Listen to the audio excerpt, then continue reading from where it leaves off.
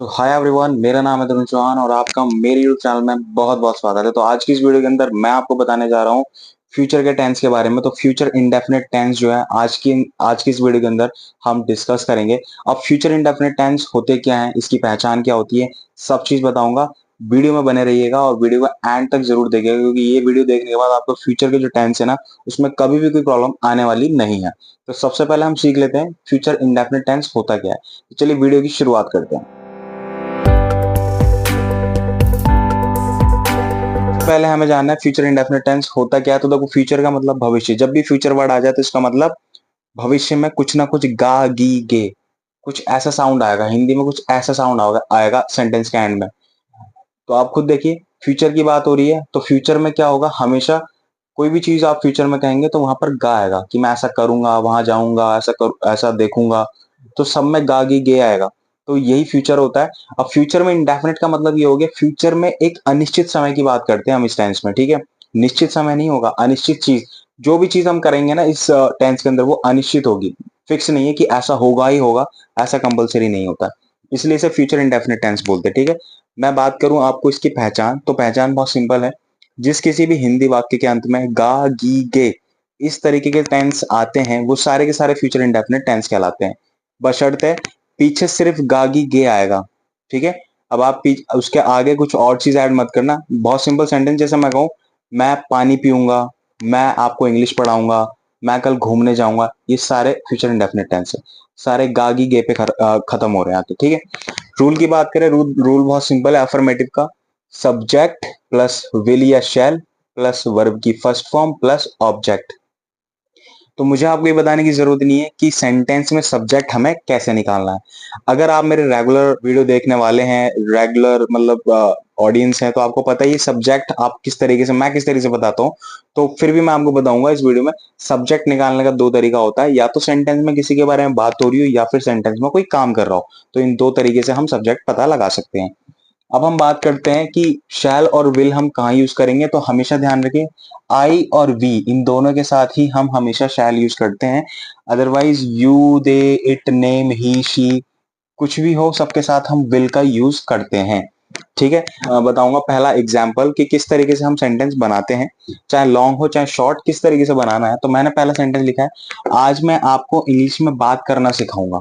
आज की वीडियो के अंदर मैं आपको इंग्लिश में बात करना सिखाऊंगा, सपोज मैंने बोला। तो इस सेंटेंस को मैं इंग्लिश में कैसे बनाऊंगा, बहुत सिंपल तरीका है।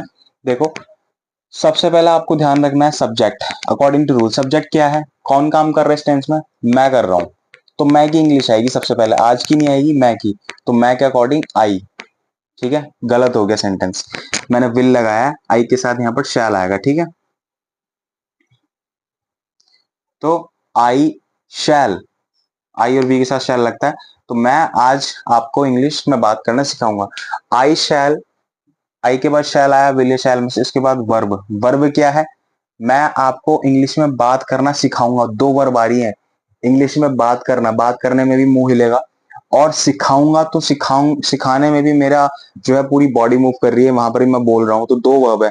तो यहाँ पर आपको डिसाइड ये करना कौन सा काम ज्यादा जरूरी है और कौन सा काम हम पहले कर रहे हैं, और कौन सा सेंटेंस मेरे से लिंक करता है। तो मैं आपको इंग्लिश में बात करना सिखाऊंगा। तो मैं क्या करूंगा, क्या मैं एक्चुअल में सिखाऊंगा, क्या सिखाऊंगा, बात करना सिखाऊंगा। तो यहाँ पे दो वर्ब है जिसमें सबसे ज्यादा इंपॉर्टेंट वर्ब जो है वो है सिखाने की। सो I shell teach, I shell teach, इसका मतलब हो गया मैं सिखाऊंगा। क्या सिखाऊंगा या किसी सिखाऊंगा, आपको सिखाऊंगा।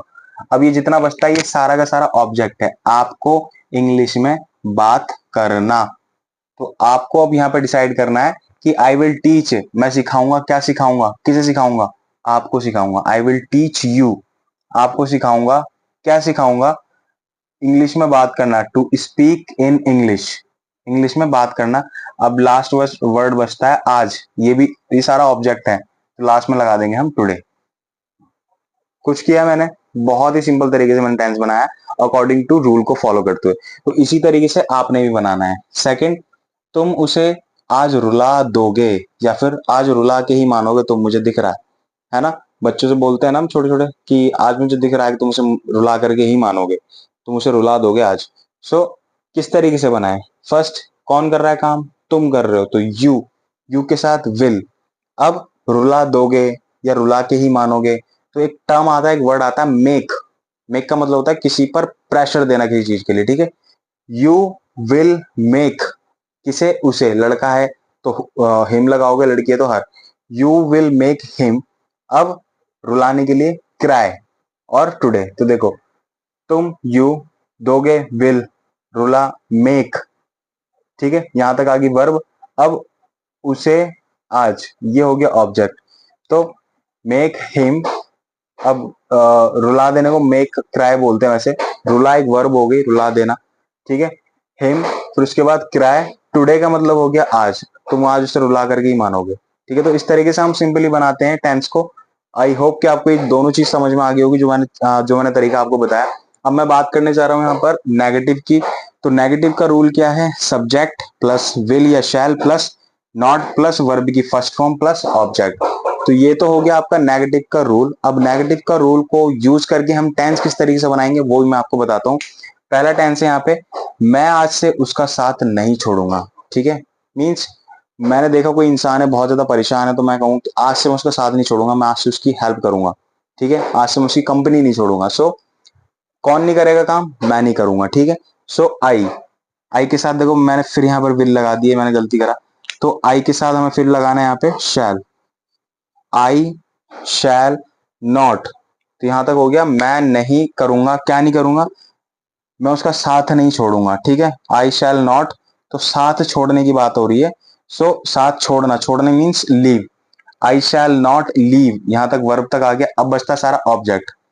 मैं साथ नहीं छोड़ूंगा, ये हो गया आज से उसका। आई शैल नॉट लीव, उसका साथ नहीं छोड़ूंगा, ये बन रहा है ना सेंटेंस का मीन।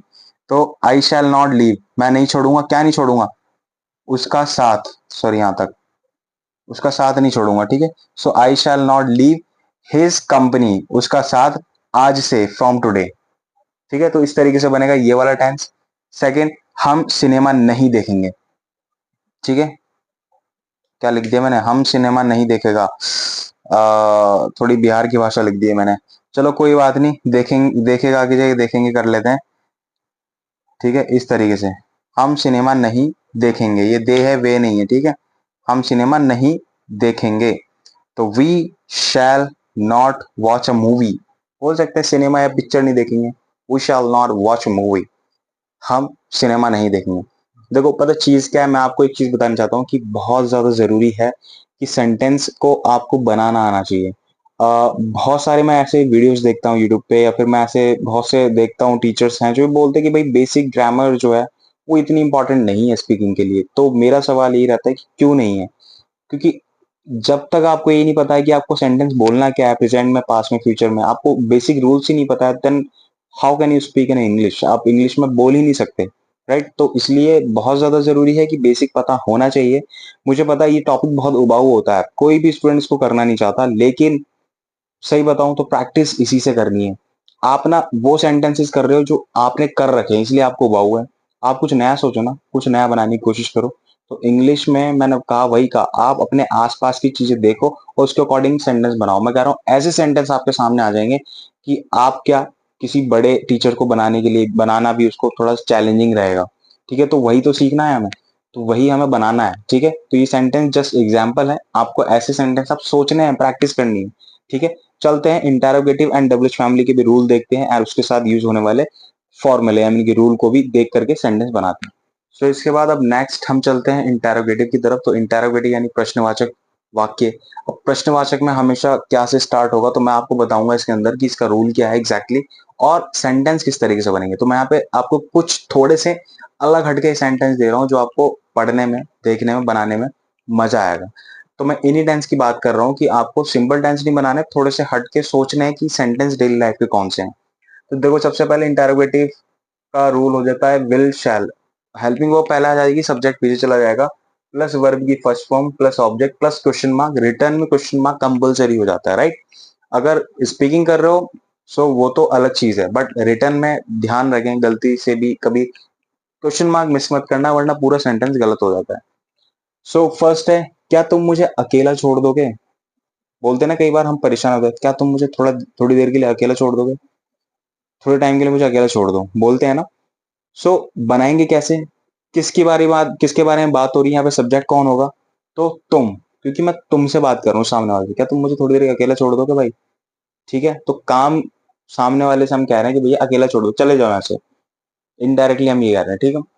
सो विल यू, क्योंकि तुमसे बात कर रहे हैं तो यू यहाँ पर सब्जेक्ट है, विल यू। अब क्या सब्जेक्ट, विल शैल के बाद सब्जेक्ट के बाद verb, will you, will you के बाद क्या, अकेला छोड़ दोगे, मीन्स यहाँ से चले जाओगे, विल यू लीव।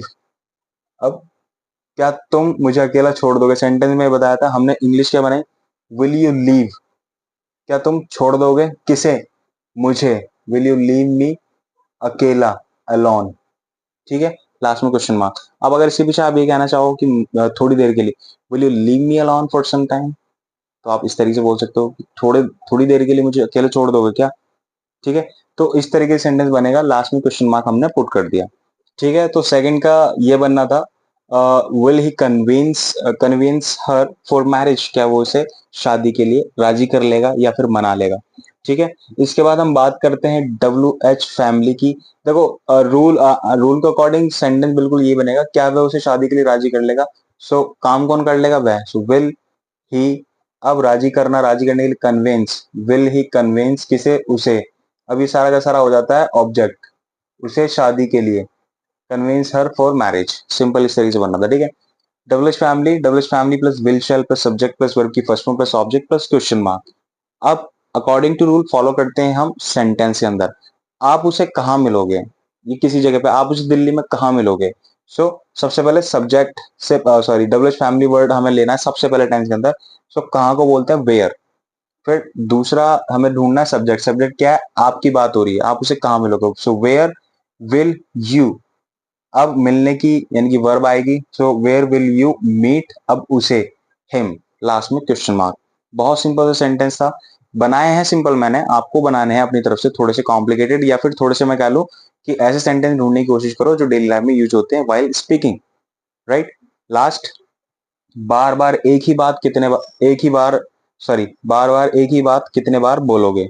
सो कितने बार को बोलेंगे, how many times, how many times will you speak the same thing, ठीक है। How many time will you speak the same thing, कितने बार आप एक ही चीज बोलेंगे। तो इस तरीके से आपको ये सेंटेंस जो है फ्यूचर इंडेफिनिट खत्म हो जाता है। आज की इस वीडियो में मेरी तरफ से सिर्फ इतना ही था, उम्मीद करता हूँ वीडियो आपको पसंद आई होगी। वीडियो अगर पसंद आई है तो वीडियो को लाइक जरूर कर दीजिएगा, चैनल को सब्सक्राइब करना बिल्कुल भी मत भूलिएगा, ताकि इसी तरह की वीडियो की नोटिफिकेशन सबसे पहले आप तक पहुंचती रहे। और इस प्लेटफॉर्म के थ्रू मैं आपको इंग्लिश जो है, प्रॉपर इंग्लिश जो है वो आपको हिंदी टू इंग्लिश सिखाऊंगा, हिंदी से इंग्लिश सिखाऊंगा। और ये सारी जो जर्नी होगी हमारी वो फ्री ऑफ कॉस्ट होगी। तो बस यही चाहता हूँ कि इस जर्नी में आप भी ज्यादा से ज्यादा संख्या में जुड़े हमसे, और हम सब मिल करके इस लैंग्वेज को जो है वो सीखें, ठीक है। जाते जाते एक टिप्स और देना चाहूंगा, एक टिप और देना चाहूंगा, वो यही कि जो भी स्टूडेंट पढ़ रहे हैं उनको मैं बस यही कहूंगा कि भाई, आप इंग्लिश जो है ना, इंग्लिश कोई ऐसी चीज नहीं है कि आप ये सोचो कि एकदम से किसी को आ जाए, नहीं।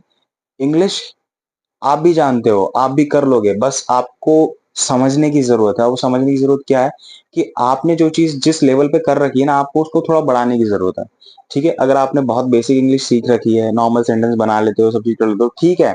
अब थोड़ा सा क्रिटिकल बनाओ, अब थोड़ा सा डिफिकल्ट बनाओ, थोड़ा ज्यादा सोचो, एक्सपैंड करो चीजों को, ठीक है। हर चीज को इंग्लिश में कन्वर्ट करने की कोशिश करो। और अगर आप ये लंबे टाइम तक करते हो, then you are good to go. आप बहुत ज्यादा अच्छे लेवल पे पहुंच जाओगे, और आपका प्रोफिशिएंसी लेवल, स्पीकिंग लेवल बहुत ही बेस्ट लेवल पे पहुंच जाएगा, ठीक है। मिलते हैं अपनी नेक्स्ट वीडियो में कुछ इसी तरह की इंटरेस्टिंग एंड इन्फॉर्मेटिव वीडियो के साथ। तब तक के लिए पढ़ते रहिए इंग्लिश, सीखते रहिए इंग्लिश, और बोलते रहिए इंग्लिश।